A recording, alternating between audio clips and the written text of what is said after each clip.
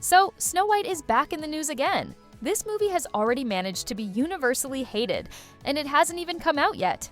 A big reason for that? Rachel Zegler. The latest update? Disney is reportedly canceling the UK premiere. According to recent articles, the decision is being framed as a way to avoid anti-woke backlash over the film's controversial adaptation.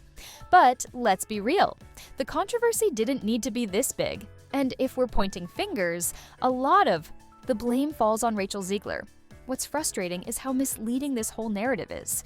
The headlines make it sound like Disney is purely reacting to public backlash, but the truth is, much of the negativity surrounding Snow White has been fueled by Zegler herself.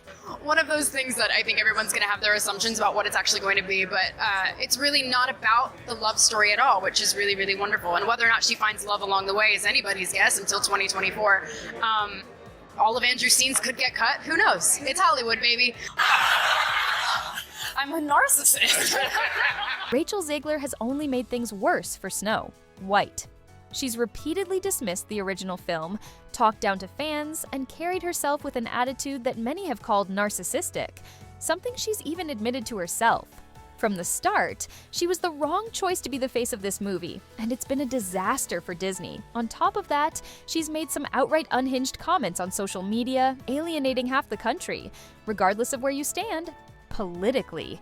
But seriously, why is the lead actress of a Disney movie getting involved in divisive political discussions? She's supposed to be promoting the film, not pushing people away. At this point, it's no surprise that Disney scrapped the UK premiere. It's almost certainly an attempt to minimize further damage. And let's be real, this movie was doomed even without her involvement, but she managed to make it 1,000 times worse just by opening her mouth. Most everyday people aren't against diversity or progressivism. They're not on some extreme anti-woke crusade. They just don't like her, or the way she's treated the Snow White franchise that she claims to represent. And then there's the backpedaling. Suddenly, after months of trashing Snow White, Rachel Zegler is acting like she loves it. Gee, I wonder why. Clearly, someone, probably her publicist, told her, hey, you need to pretend to like this movie. So now, out of nowhere, she's all about how much she adores Snow White. But after everything she said, it just makes her look fake, which, let's be honest, everyone already knew. And to make matters worse, the media is running with headlines that make Disney look even more pathetic. Instead of admitting their own poor decisions, they're blaming everything on supposed anti-woke backlash.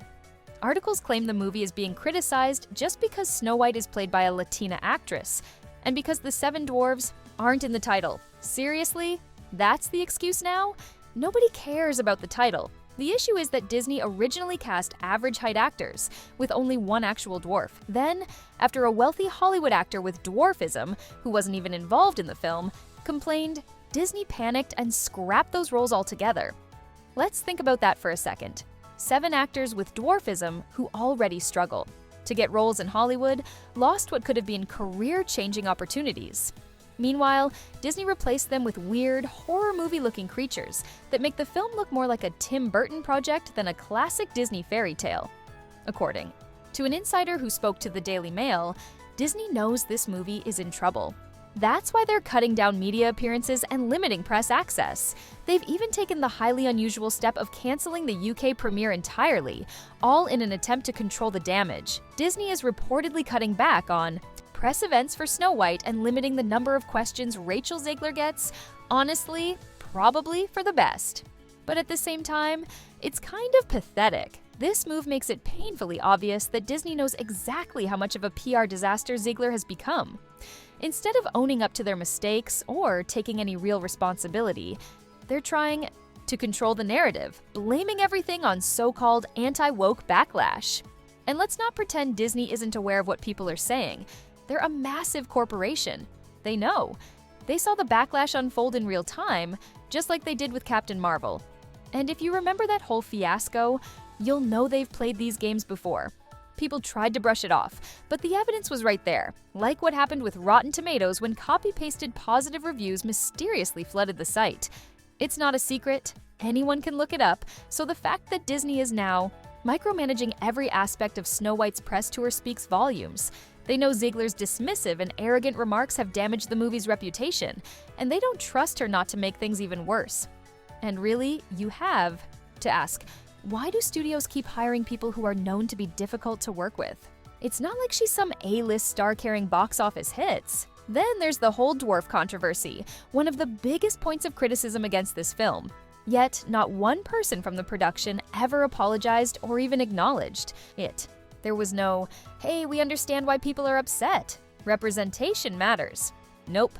They just quietly swept it under the rug, pretending it never happened. Instead, their focus has been on alienating fans and preemptively painting all criticism as anti-woke outrage. Disney is in a tough spot.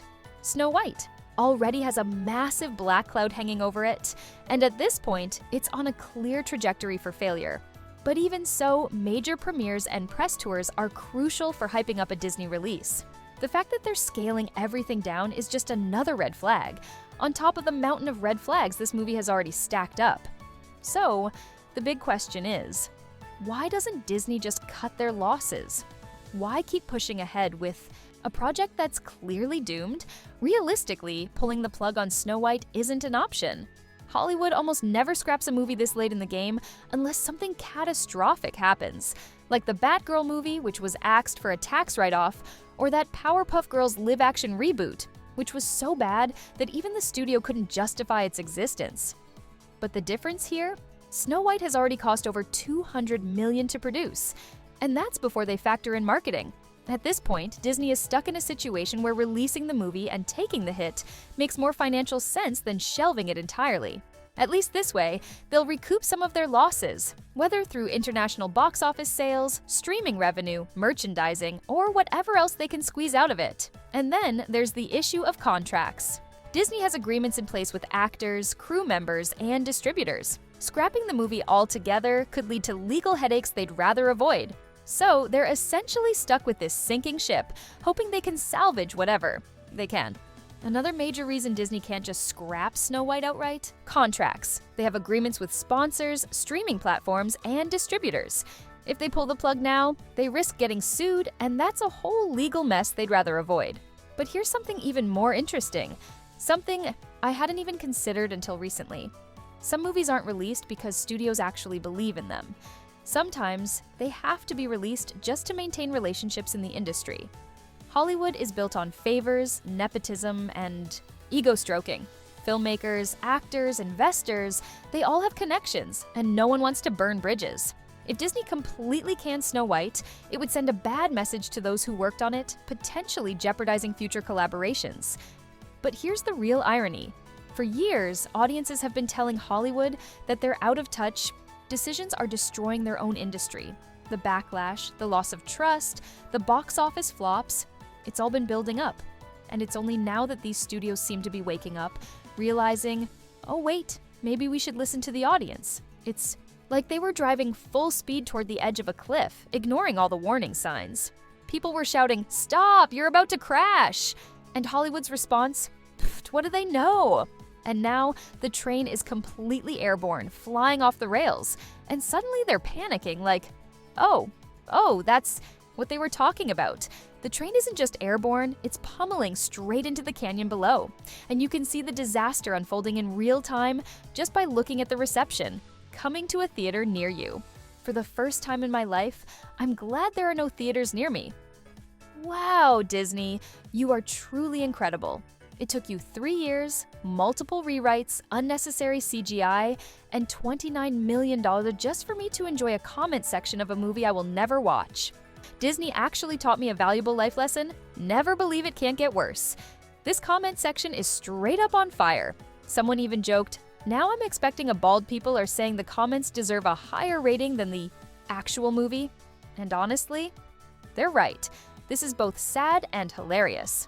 Meanwhile, Disney's out here desperately releasing the full song, trying to convince people, look, the movie is magical, and look at her sing. Isn't it great? Yeah, we all know Rachel Zegler can sing. That's not the issue.